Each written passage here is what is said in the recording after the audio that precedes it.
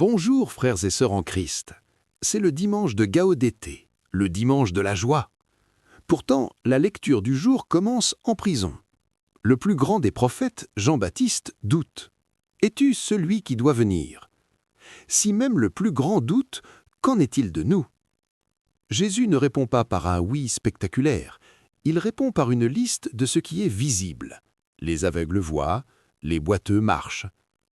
Aujourd'hui, nous allons chercher notre joie dans les miracles quotidiens pour que la peine et la plainte s'enfuient. Écoutons ensemble les lectures du jour. Première lecture. Lecture du livre du prophète Ésaïe. Le désert est la terre de la soif, qu'ils se réjouissent. Le pays aride, qu'il exulte et fleurisse comme la rose. Qu'il se couvre de fleurs des champs, qu'il exulte et crie de joie.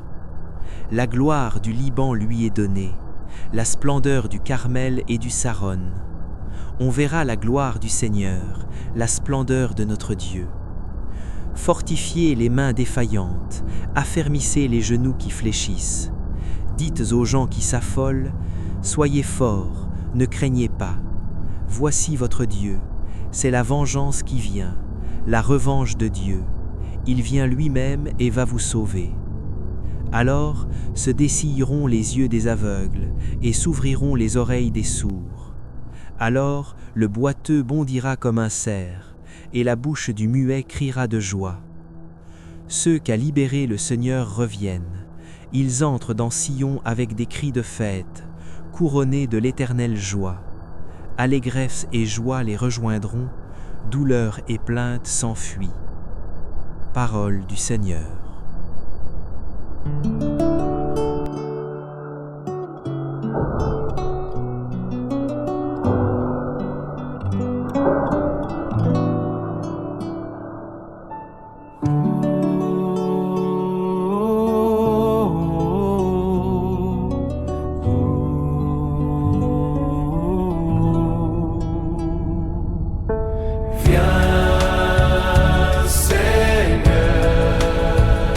Sauve-nous.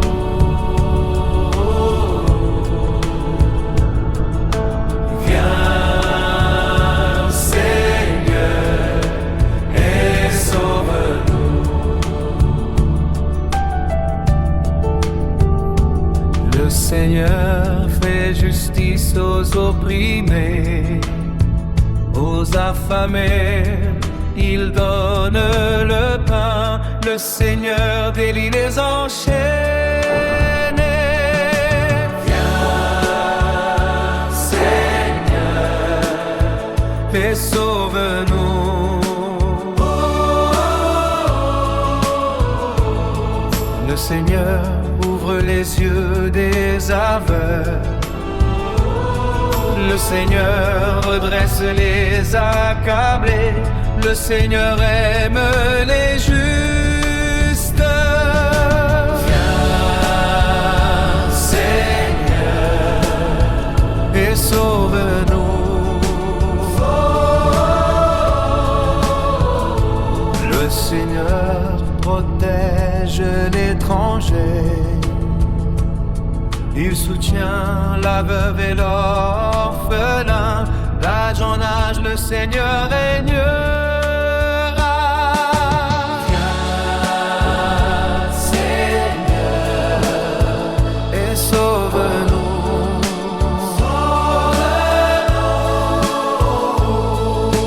Viens, Seigneur, et sauve-nous.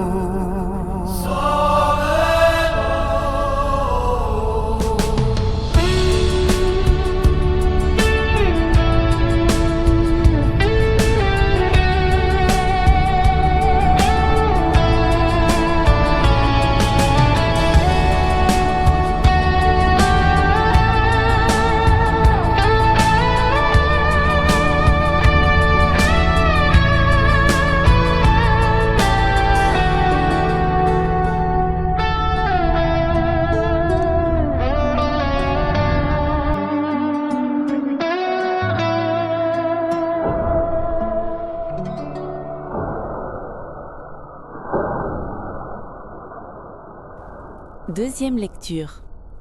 Lecture de la lettre de Saint Jacques. Frères, en attendant la venue du Seigneur, prenez patience. Voyez le cultivateur. Il attend les fruits précieux de la terre avec patience, jusqu'à ce qu'il ait fait la récolte précoce et la récolte tardive. Prenez patience vous aussi, et tenez ferme, car la venue du Seigneur est proche. Frères, ne gémissez pas les uns contre les autres, ainsi vous ne serez pas jugés. Voyez, le juge est à notre porte. Frères, prenez pour modèle d'endurance et de patience les prophètes qui ont parlé au nom du Seigneur. Parole du Seigneur. Évangile de Jésus-Christ selon saint Matthieu. En ce temps-là, Jean le Baptiste entendit parler dans sa prison des œuvres réalisées par le Christ.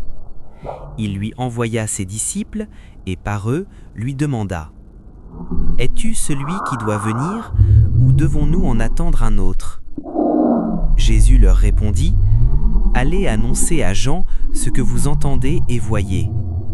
Les aveugles retrouvent la vue, et les boiteux marchent, les lépreux sont purifiés, et les sourds entendent, les morts ressuscitent, et les pauvres reçoivent la bonne nouvelle. Heureux celui pour qui je ne suis pas une occasion de chute. » Tandis que les envoyés de Jean s'en allaient, Jésus se mit à dire aux foules à propos de Jean : « Qu'êtes-vous allés regarder au désert ? Un roseau agité par le vent ? Alors, qu'êtes-vous donc allés voir ? Un homme habillé de façon raffinée ? Mais ceux qui portent de tels vêtements vivent dans les palais des rois. Alors, qu'êtes-vous allés voir ? Un prophète ? Oui, je vous le dis, et bien plus qu'un prophète. C'est de lui qu'il est écrit : « Voici que j'envoie mon messager en avant de toi pour préparer le chemin devant toi. » Amen, je vous le dis. Parmi ceux qui sont nés d'une femme, personne ne s'est levé de plus grand que Jean le Baptiste. Et cependant, le plus petit dans le royaume des cieux est plus grand que lui. Parole du Seigneur. Bonjour et bienvenue à ce nouveau rendez-vous. C'est une joie de se retrouver pour parcourir ensemble les textes proposés pour ce 3e dimanche de l'Avent, année A. Nous sommes donc le 14 décembre 2025. Et ce dimanche, il a un nom un peu spécial, Gaudete. C'est du latin et ça veut dire « réjouissez-vous ». Un appel à la joie donc. Mais attention, comme on va le découvrir, cette joie prend racine dans un terreau assez inattendu, et même plutôt sombre. Oui, parce que le point de départ de toute notre réflexion aujourd'hui, ce n'est pas une fête, ce n'est pas un lieu de célébration, c'est une cellule de prison. C'est de là, de l'obscurité, que va jaillir une question fondamentale qui résonne encore aujourd'hui. La voilà la question, elle est directe, elle est brute, on sent presque l'angoisse derrière les mots. C'est vraiment le cœur de l'évangile de ce dimanche, c'est ce qui lance toute l'intrigue. Alors qui peut bien poser une question pareille, une question aussi essentielle ? Et là, c'est le choc. Ce n'est pas un inconnu ou un sceptique qui demande ça. Non, c'est Jean le Baptiste, celui qui a crié dans le désert, celui qui a annoncé le Messie. Et le voilà, en prison, en proie au doute. Il a besoin d'être sûr. Et pour comprendre la réponse que Jésus va lui donner, il faut qu'on fasse un petit bond dans le passé, plusieurs siècles en arrière. Allons faire un tour du côté du prophète Isaïe. C'est lui qui, bien avant, avait brossé le portrait de ce que serait le monde quand Dieu interviendrait. C'est cette promesse-là qui a nourri l'attente de tout un peuple pendant des générations. C'est un message d'un espoir fou, non ? En plein découragement, Isaïe annonce que ce n'est pas un intermédiaire, c'est Dieu lui-même qui vient pour sauver. D'accord, mais la question c'est, comment on le reconnaît ? À quoi on voit que c'est bien lui ? Eh bien, Isaïe donne des signes très concrets. Ce qui est formidable ici, c'est que ce n'est pas du tout abstrait. Isaïe nous donne une véritable liste de transformations physiques, visibles, des guérisons. C'est presque une checklist des signes qui doivent accompagner le Sauveur. Alors, gardons-la bien en tête, cette liste, parce que c'est la clé de tout. Allez, retour à l'Évangile. On a notre checklist, et on a Jean qui attend une réponse à sa question angoissée. Alors, que va dire Jésus ? Un grand « oui, c'est moi », un long discours théologique ? Pas du tout.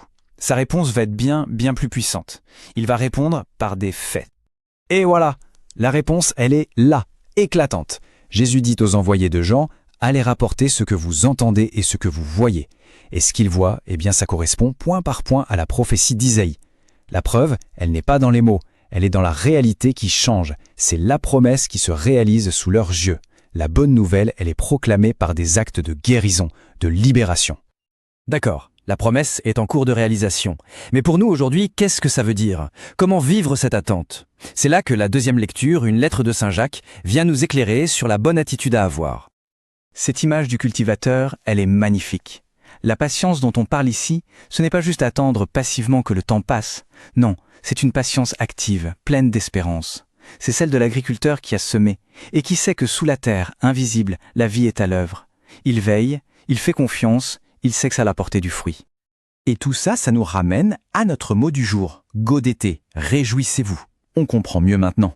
Cette joie, ce n'est pas une petite émotion de surface qui dépend des circonstances, c'est un choix, une joie profonde qui se base sur ces signes que Dieu agit dans le monde.